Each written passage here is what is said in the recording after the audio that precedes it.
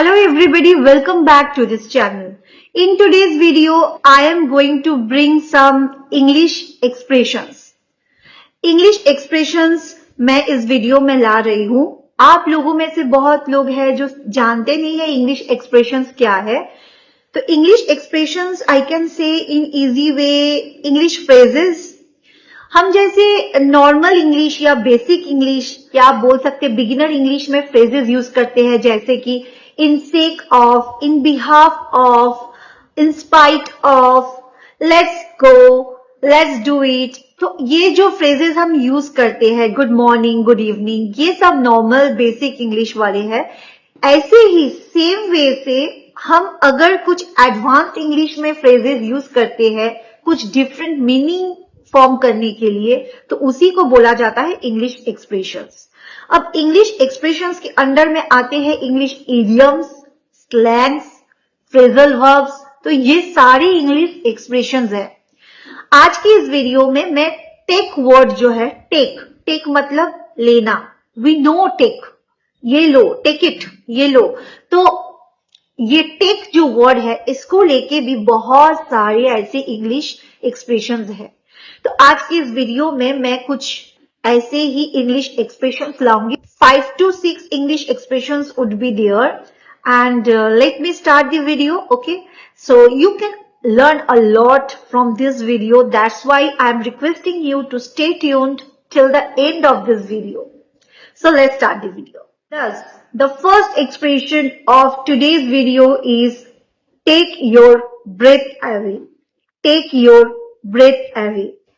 It means you get surprised or you get shocked or you get admired, which means something is startling you, something is feeling you excited, something is making you feel like oh that's the big thing. जैसे कि आपको कुछ surprise मिल रहा है या आपको कोई shock मिल रहा है या आप जिस चीज से बहुत एक्साइट फील करते हैं सडनली कि ये क्या हुआ. So that is take your breath away. तो एक एग्जाम्पल मैं बोलती हूं, आपको समझ में आ जाएगा. My grand parents visit to my work place on my birthday takes my breath away. My grand parents visit to my work place on my birthday takes my breath away. इसका मतलब है कि मेरे ग्रैंड पेरेंट्स मतलब मेरे दादा दादी का जो विजिट हुआ वहां मेरे ऑफिस में मेरे बर्थडे के दिन, वो मेरे उस टाइम पे एक एडमायरेबल मोमेंट था, एक ऐसा फीलिंग था कि मैं सरप्राइज्ड हो गई. तो that's why it is being used there that phrase takes my breath away. The second expression of today's video is take something for granted. Take something for granted. It means assuming something is always there. Something is always there. मतलब आप ये समझ लेते हो कि कुछ भी हो जाए वो चीज है या वो इंसान है. आप जैसे मैं एक एग्जाम्पल के तौर पे बोल सकती हूँ कि बच्चे पेरेंट्स को ना फॉर ग्रांटेड ले लेते हैं. मतलब बच्चों को पता है मैं कुछ भी करूं मेरे पेरेंट्स तो मुझसे प्यार करेंगे ही, और मेरे पेरेंट्स है ना कि आज चलो गुस्सा करेंगे कल माफ कर देंगे. So they take their parents for granted. So I can give this example. It is easy to take your parents for granted. It is easy to take your parents for granted. मतलब आपको ये एक assume हो जाता है कि हाँ somebody is there or something is there, मतलब कोई फर्क नहीं पड़ेगा. The third expression is take it as given. Take it as given. It means accepting something that is true or real. मतलब आप कुछ स्वीकार कर लेते हो कि हाँ ये है, ये सच है और इसको मुझे मानना है. मतलब ये सच है, ये मुझे स्वीकार करना है. You are ready to accept something which is true or real.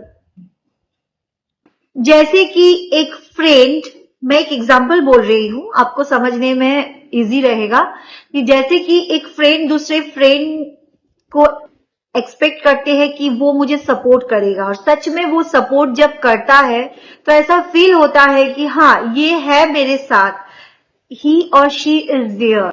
तो कभी कभी ऐसा कोई क्रिटिकल सिचुएशन आ जाए तो वहां ऐसे हम बोल सकते हैं, जैसे मैं बोल सकती हूँ कि मुझे ये लगता है कि कुछ भी हो जाए ये मेरा समर्थन करेंगे।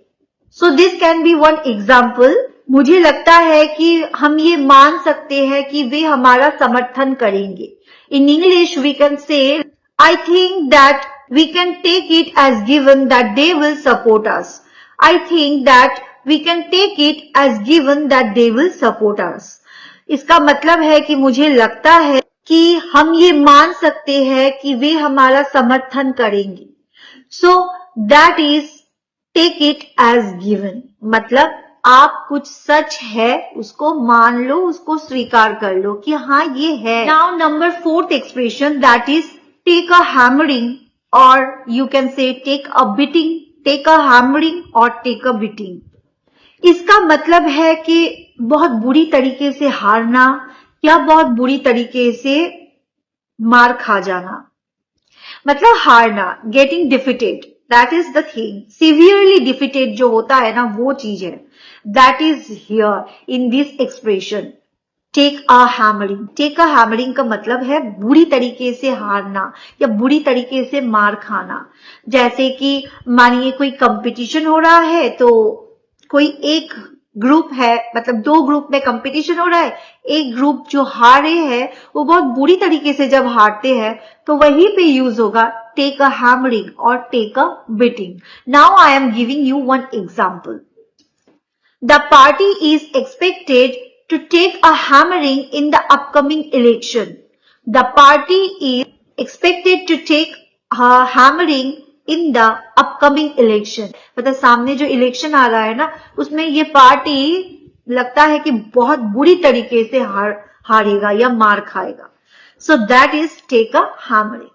Let's proceed to the next expression of today's video. The next expression of today's video is take it on the chin. Take it on the chin. इसका मतलब है accept a difficult or turmoil situation without any complaint. मतलब कोई situation है जो आपको feel होता है कि बहुत खराब है लेकिन आप उसको एक्सेप्ट कर लेते हो। जैसे कि किसी का समय खराब जाता है तो वो मान लेता है कि अभी इस टाइम पे मेरे साथ ना सब कुछ खराब हो रहा है, मैं कुछ भी करूं खराब होगा। तो आप ना किसी से कोई शिकायत नहीं करते हो, आप बस मान लेते हो, जूझ लेते हो और आप चल लेते हो कि ठीक है आगे देखा जाएगा। But now I am not going to complain anybody. मैं किसी से शिकायत नहीं करूंगी कि भाई तुम्हारी वजह से ये हुआ। मुझे पता है कि मेरा टाइम खराब है तो कौन मेरा क्या ही ठीक कर सकता है। कुछ भी करूं, किसी चीज में भी हाथ लगाओ तो वो खराब ही हो जाता है। So that is the thing, take it on the chin. यही है take it on the chin. Now I am giving you one example. The lawyer was relentless on his cross-examination, but the witness took it on the chin and didn't get upset. The lawyer was relentless in his cross-examination, but the witness took it on the chin and didn't get upset. मतलब कि वकील बहुत सारे सवाल जवाब लेकर व्यस्त थे और लगातार सवाल जवाब कर रहे थे, उसके बावजूद वो जो गवाह था द विटनेस वो बिल्कुल परेशान नहीं हुआ। He took it on the chin, मतलब वो एक्सेप्ट कर लिया सिचुएशन को। वो समझ गया कि अभी परेशान होने का वक्त है तो भाई परेशान हो जाते हैं विदाउट एनी कंप्लेन। क्या किसी को क्या ही बोलना, मान लेते हैं, स्वीकार कर लेते हैं कि this is the difficult situation, अब बहुत सारे सवाल जवाब हो रहा है, मान लेते हैं। So that is took it on the chin. Now let's proceed to the next expression. This expression is the last expression of today's video. This is take it out on someone. Take it out on someone. इसका मतलब है कि अपनी भड़ास किसी और पे निकालना। आप सफर कर रहे हो लेकिन आप उसके लिए किसी और को जिम्मेदार कर रहे हो या किसी और पे वो जो अपना दुख है, अपना भड़ास है, निकाल रहे हो। So that is take it out on someone. Take it out on someone. Now I am giving you one example. You will understand clearly. I know you suffered a lot in your marriage, but that doesn't mean you have to take it out on your parents. This is wrong. I know you suffered a lot in your marriage, but that doesn't mean you have to take it out on your parents. This is wrong. इसका मतलब है कि आपने तो अपनी शादी में बहुत सफर किया, बहुत कुछ झेला, लेकिन इसका मतलब ये नहीं कि आप इसके लिए अपने पेरेंट्स पर भड़ास निकालें. ये गलत बात है. So this is take it out on someone, मतलब अपना भड़ास निकालना, अपना दुख निकालना या अपना कुछ भी प्रॉब्लम हो वो किसी और पे शो करना. This means let other people suffer for your bad mood. This is take it out on someone. Okay, that's all for today. I am ending this video here. These are all the expressions for today's video. I will bring more and more expressions in my upcoming videos. I hope you have found this video a helpful one. Then if you feel like that, do subscribe to this channel so that you can get such more videos again and again. One more thing I want to say, if you have watched this video till now, then do hit the like button and share this video, and meet you in the next video. Tab tak ke liye, bye, take care.